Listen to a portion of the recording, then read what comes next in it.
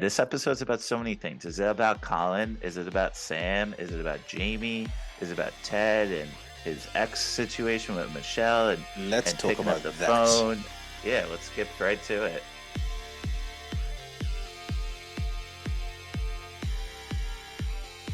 Hey, sports nerds, welcome to a Nerdy Bunch review of Ted Lasso Season 3, Episode 3. My name's English Dave, and joining me because I am no longer I is the we to my us, my co host, Tim Sportsman. What's up, Tim? What's up, Dave? What an intro. You introduced me as your weenus. I love it. So weird. Dude, there's so many raunchy jokes in this one. On brand. You know, Totally on brand. this episode had a lot, A like in a lot. good way, but had a Sure. lot. Like Break it unexpected, down. like I'm thinking, okay, this is the story, and then it shows, okay, well, this is the story. Oh shit! Like it just grows bigger than. Like I thought the whole story would be about the match between Wolves, or is it Wolverhampton, or is it Or the Wanderers. Wanderers? It's the Tim, Wolves, Ted. It's the Wolves.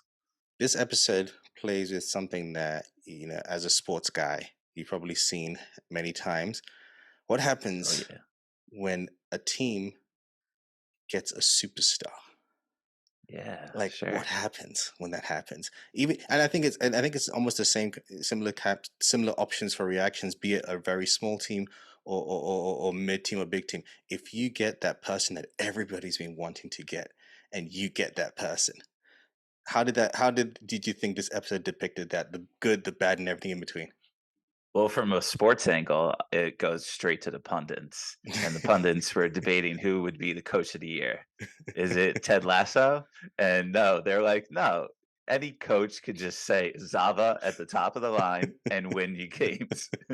So no, it's got to be Nate. And I'm like, no, Nate with the tactics. All right, I guess he's going to get the narrative.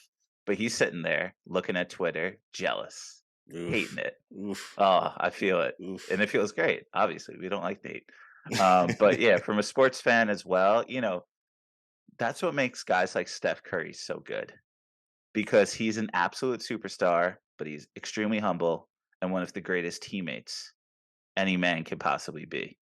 But then you have the polar opposite angle, a guy like Kyrie Irving, who kind of, beats at his own drum. Similar to Zava. I don't know if he comes in, meditates, has 4 lockers in the corner with a TV on top and the leather couch. He's got everything a man could dream of, basically. Love it.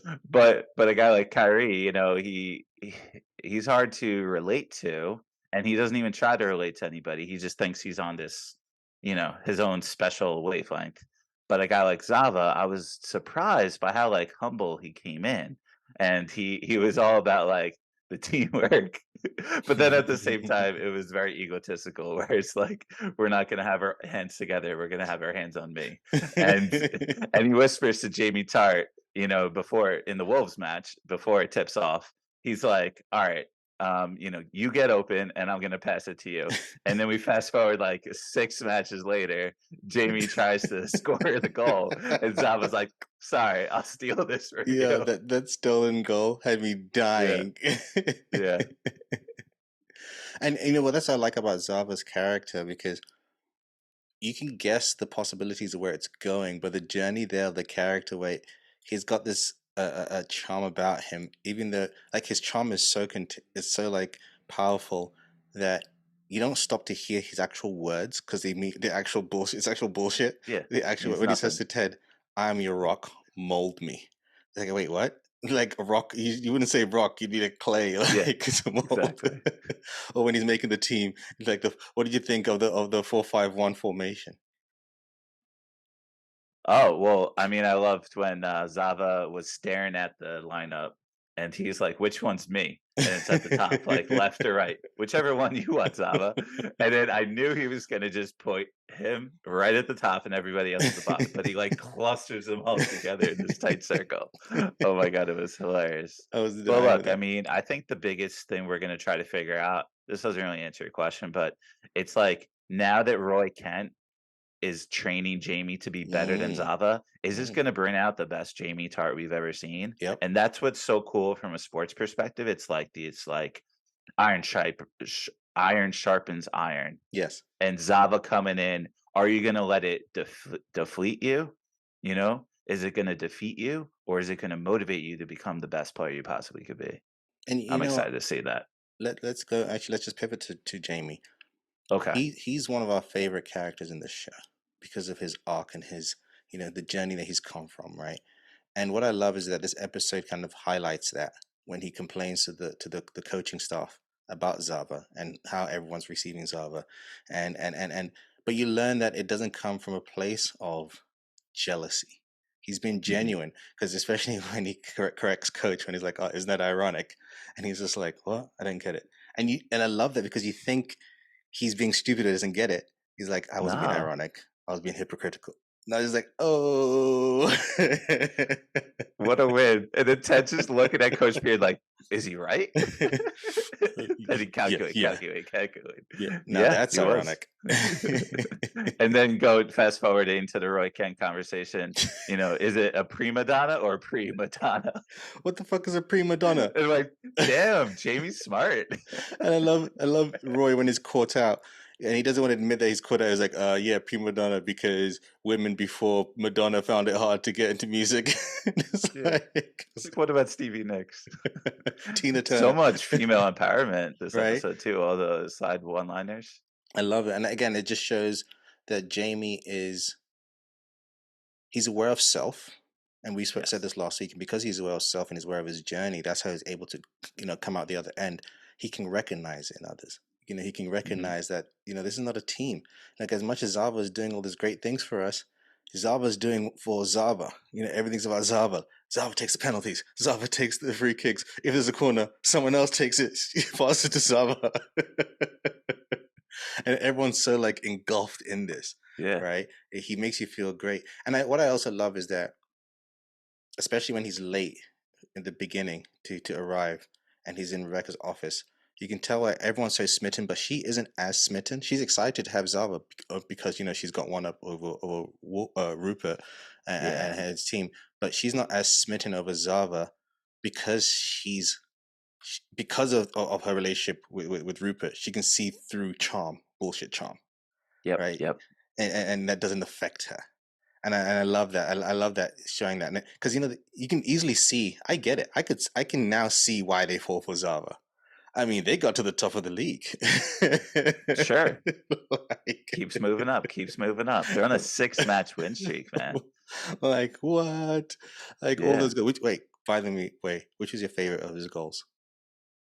The scorpion kick. Ah, of course. Because that's super unique. We don't really see that. That was great. I love But he that. did it all. He started with the half line, Yeah. right over the goalie. He got a sick bicycle kick. He got a couple nice headers. Like he did it all. And then he got the stolen goal. And the stolen The goal. It stolen was goal. perfect. I love the way they tied it all together and they Yeah, were like, yeah. all right, they beat Wolves, then Burnley, then Crystal Palace, then Leeds, then Manchester United. Right, And I'm right. like, let's go, baby. Well, now because this season they have the license with FIFA or the FA, Sure. and Yeah. so they can do all these kind of stuff, which is great. Um, Speaking of Rebecca, let's go to her quickly. They're Ah. planting an interesting story with her. Like I think we're seeing the seeds, right? We're seeing the seeds Hmm. of things, because of due to the request of her mother, which we saw teased last episode. She goes to visit a psychic, and which at first she tells Keely is just a silly thing. She's a skeptic. Yeah, Of course. and you can understand where she's coming from, and even the Hmm. reaction. We know her history with why with situation with Rupert and her wanting to have children, and so her reaction, at the end is reasonable. Then to see the green thing at the end, what are they telling us? What are they telling us? There's so many ways it could go, and I don't know if they're trying to revitalize the Sam thing again. What do you think? That's the feeling I get. Yeah. Yeah. But maybe it's just a tease. It's Yeah. like a deception. It's like you look this way and we'll flip the script. Yes. But Yes. of course, I mean Sam, hands out the matches and the boxes of Ola's restaurant, their green matchbooks. And it's like, all right, is this real? I'm not surprised of Rebecca's like feelings of psychology and especially that, the woman with the bowl and the scents and everything, she's not the type of person to believe in that. She's too pragmatic about Mm, life. But as she's gaining more information, and realizing like, wow, this woman may be more in tune, then you start to believe. And then I mean, if we're seeing these things, the other predictions were, she'd be in danger, something upside down, but she'd be okay, and she's gonna have a child, and be Hmm. happy. But like, what's going on? The I wrote it down. The shite in knighting armor. What does that mean? Obviously, it's like knight in shining armor, but is the way that is said significant? What does that mean? What does that mean? She'll be a I don't mother. know. What does that mean? Is that like Is it literal? mother to Sam? Or literal, ambiguous? What does that mean? Yeah. Where is that going? Who'll be her But shiting but I knighting like that armor? it highlights her insecurity about family. Yes. She wants her own family so bad, and of course she does. She's super successful, but at the end of the day, if you can't grow your family, like what else do you really have? You can't only have Richmond Football Club, and your life can't only be about revenge and doing better than your ex. So for her, we love Rebecca. We want her to, birth a child if possible. So I'm rooting for her. I'm seeing rumors on the interwebs, Mm. and I hope it's not true. Because you see the return of Sassy. You see the return of a whole bunch of characters this episode too. By Hmm. the way, you see the return of Sure. Sassy, and I'm hearing rumors, and again, baseless rumors, that something's going to happen to Sassy, and Rebecca's going to have to take care of Sassy's daughter because they have a relationship. Ah, I Yeah, could see that. Okay. yeah, yeah. So And that's then there you that's why go. I hate it, That's because being a I could see it. mother. Yeah, being a mother. Yeah. What does that mean? Being a mother, it doesn't have to be literal. You know, Yeah. I could see that happening, because it's like it just felt random. Oh, he brought Sassy back, and Tim, we saw Jane. Ugh. Yeah. Oh my God. I was just like, why? What are they doing? Like, oh, come To on, coach. complicate things, Yeah, that's right. Coach Just. Spear can't be with a normal woman. He's not. It's not him. Not he, on brand for him. it's true. It's also him too. It's not even just her. He's kind of yeah. Yeah. Like Like, Ted stop says. being so clingy. It's like they're like on top of each other in the corner. um, where am I? One of the narratives that's also being set up here is a character who's kind of been around from season one, and in the background, throwing little lines here and there, and things like that. I think we're getting it now more of a focus as Colin. How the episode opens up Mm. with him and Yep. his boyfriend Michael. His But wingman. Yeah. exactly, and yes, it's Wingman. Gotta be one of Unfortunately, the boys. Yeah. yeah, and it's Athletes interesting. can't be gay. And They gotta be exactly right. macho. You're in football. What? Yeah, of And course. this, you can't do that. It's different. We're in the Yeah. locker room together. Yep. Yeah, except for Zava. Zava's different. Yeah. I'd had sex with Zava. Yeah, and Danny Ross would lose his virginity to Safa's boot. It's like, you mean in his boots? It's like, no, no, no, no, to the to the boot. boot. I'm like, oh, But what I find interesting, you're it going plays back to Colin. it Yeah. it's playing with a narrative that's all too familiar in sports as a whole, right? Oh yeah. And like it's very few in any major sports, public players who are gay, right, or who publicly come Hmm. out as gay, right, and for various reasons, right, and even in the world of football, it's like in the English Premier League, it's like maybe I think maybe like one or two people ever, and Yeah. I think this is going to be an interesting narrative to play with to kind of highlight that, right, because these sports deal with many things: gender, race, and sexuality, and these are kind of one of the narratives that you don't really see in sports narratives.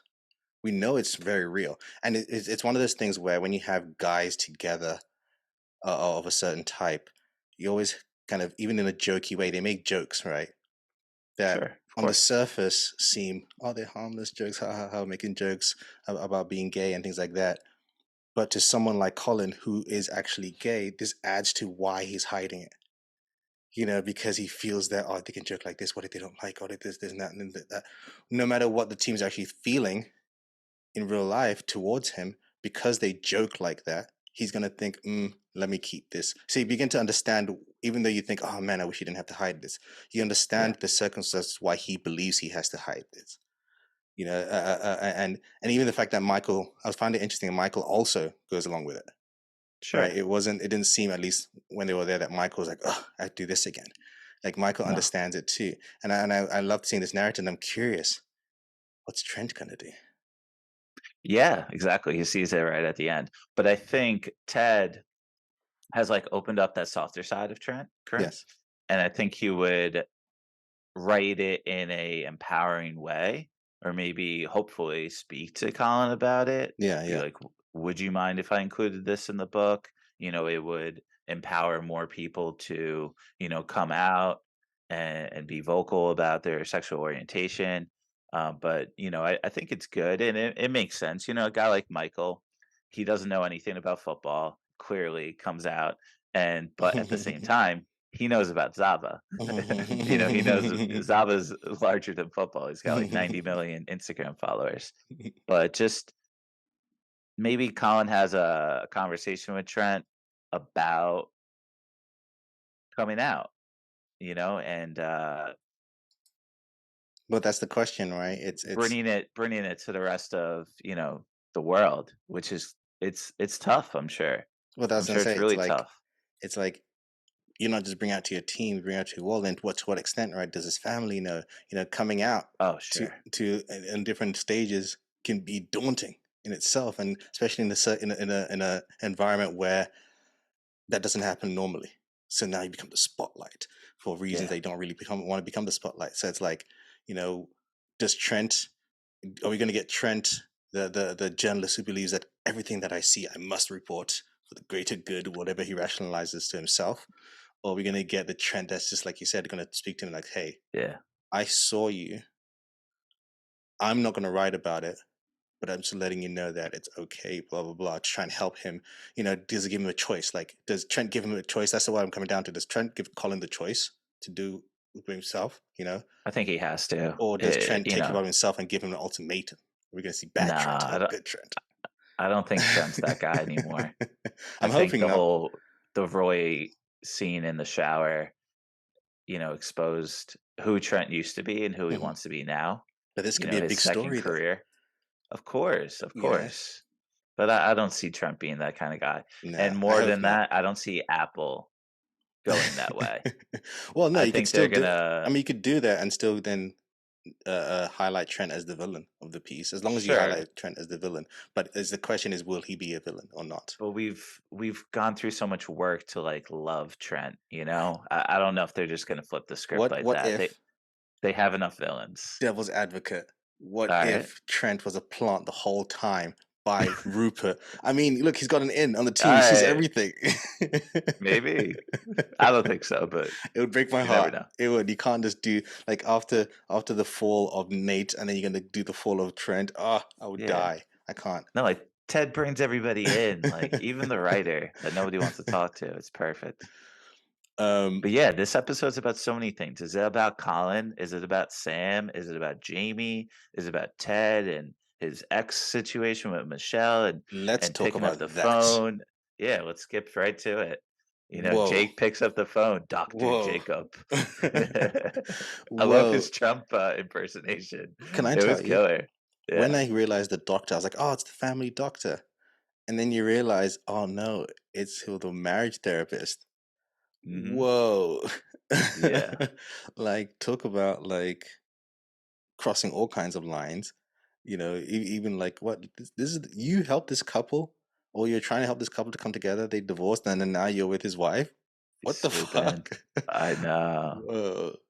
Then ask the question: how long is this going on? Was it going on before they were officially separated, or Sure. was it set up from before? Ted's going to go Yeah. through all these things. That's why he's checking the social media. Never, never do that, people. It's just going to create more pain for you. Like just never go stalk your Yeah, ex's your new ex. person. Don't. Yeah. I know it's tempting. Can't help It, yourself it's sometimes. hard, but you always regret it. Sure. Always. It's just going to bring you pain. And I just think in this, what I love about the writing of this show is that you really understand like the emotions that are happening to each character as it happens, right? You understand the excitement they get for Zava. You understand Jamie's reluctance. You understand Rebecca's pain. And in this moment, when Ted responds and uh, Jack, was it wasn't he? Yes, Jack. Jake. Jake. Jake Yeah. realized like, oh shit. You as the audience are Yeah. like, oh shit. Yeah. At the same time, like, oh no, cringe. Ugh. And even when, and I love showing the narrative of Henry, the point of view of Henry, right? He's just like a little kid, just doesn't understand. He's just having his fun Yeah. talking to his dad. And just to understand the subtext happening in the background, like, oh, Yeah. that whole moment gave me all these emotions running through. And I'm curious to see where this takes Ted. He almost had a nervous breakdown again. Oh, yeah. Yeah, before the goal, he was freaking out. I don't think he saw that goal. No, I I don't mean, think it he saw was it so either. quick. A lot Yeah. of people probably missed it.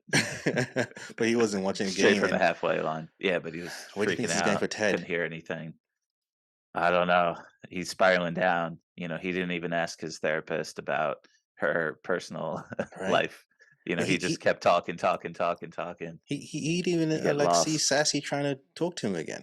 He's talking about his Yeah, that ex-wife all too. the time. Yeah. He's still hung up, as he should be. It makes total sense. I mean, it's so tough, but yeah, the emotions were great. And Henry's one-liner about the mom's talking about Zava's abs. It's like, let Zava know. It's like, oh, I think he Let knows. him know. I think he's aware. But I love Oh my that's god. what Henry and his friends are talking about at the playground. So weird. I But it was love it. definitely the Zava episode. As Oh, we of as we course. go around, it was definitely the Zava episode. Hmm. But yeah, how is Ted going to come out of this? He's like on an island. Hmm. Jamie was not on an island for the first couple of episodes. Now Roy's locking up with him, gonna train him, gonna help him become the best player he possibly could be. Hmm. And it's gonna humble Jamie and it's gonna better the team. And who knows? Maybe the team's gonna like win the championship now. And It's insane. you also see a rare humble side of Roy, where he's like, "Yeah, Yeah, I love Zava's it. better than me." Like admitting that yeah, you were once the best. There's always going to be someone better. Like understanding that having that humility to understand that you're not going to be the best forever. And if you want to still maintain being the best, you got to work fucking hard to do it. Yeah. And I love seeing that with Roy. Speaking of Roy, Roy gets to see the other side, or one of the sides of Keely's friend, Shandy.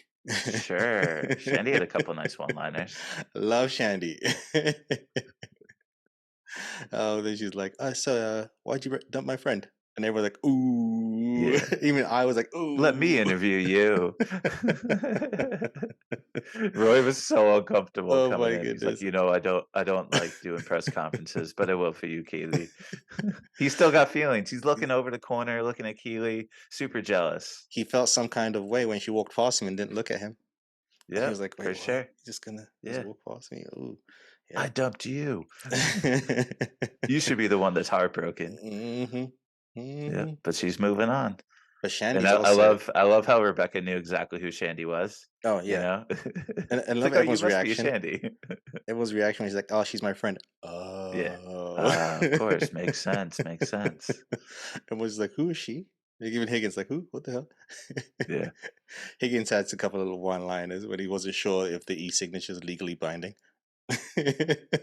But then Zava signs, "You're welcome." Right? Like, good news, it is. Bad news, he signed you're welcome. Bad news. It's like, "Oh, of course."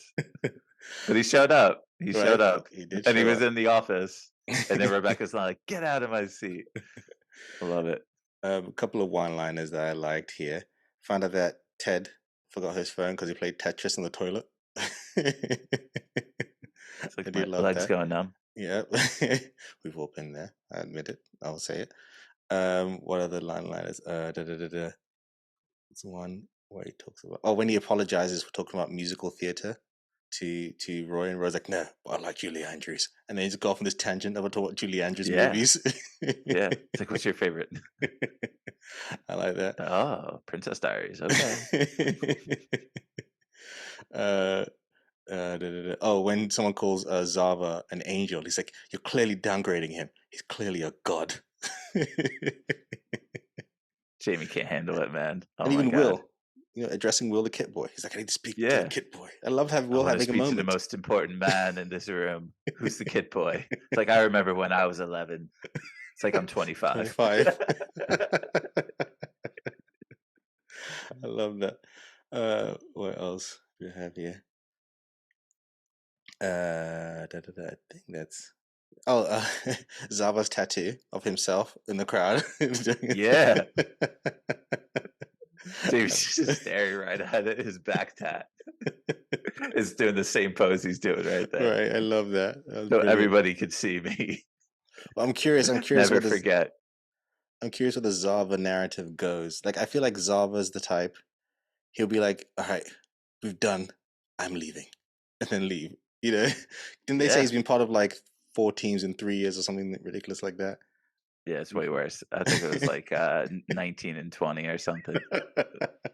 He's an old vet. Right. Dude, he's just like Zlatan. I know he said this last time, but like he looks just like him. He's tall, he's strong. He scores from literally halfway line. Like Right. the man's insane. Could take a team by himself and just take him all the way to the top.